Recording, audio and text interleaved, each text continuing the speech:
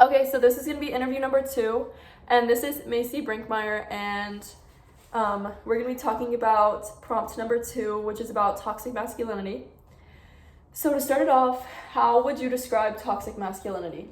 I would say toxic masculinity is like when guys are like putting down women just because or saying like you can't do that just because you're a female, or just being like egotistical about things and how women shouldn't, or like should stick to certain like gender roles and shouldn't do other things.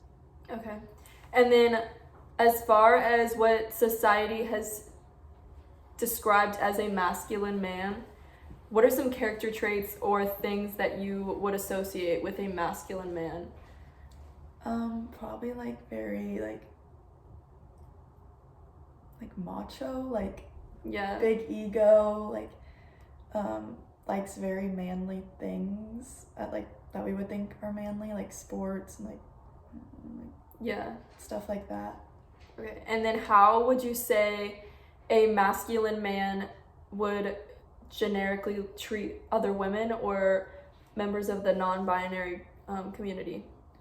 I feel like they would just like make fun, I feel like in high school was a big thing to be like guys would just like try to be funny and be like women should just stay in the kitchen or whatever, and like not do stuff, or like make fun of women and other groups of people, and just to think they're being funny but it's not really funny. Okay. Could you describe a way in which you've observed toxic masculinity in your life? Probably like the most in like school, like grade school and high school. Like just kids being like, girls shouldn't do that, or like girls like shouldn't like play football or whatever, or girls should just like, I don't know, play dress up or something. Yeah. And then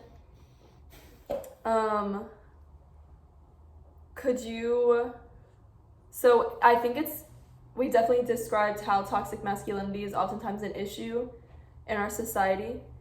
So could you describe some practical ways in which you actively try to combat toxic masculinity and stand up for something outside that is more correct? I feel like being a woman in STEM kind of like I have like talk about that have that conversation, because like I don't know, like guys are like it's not as like guys make it seem like women in STEM is not that hard, but it is, and like there's like it may not be now, but in like whenever we get our degree and in our career, it could be harder for us to like make as much money or like find a job just because we're women, but like, and knowing that we can do the same thing. So just like normalizing that we're literally getting the same degree. So like creating less of a like difference between what you're doing just because you're a man and you're a woman, or you're a woman. So could you go into a little bit more detail on your experience with being a woman in STEM, and maybe some of the things that you've heard or some of the differences that you observed between what like a man gets?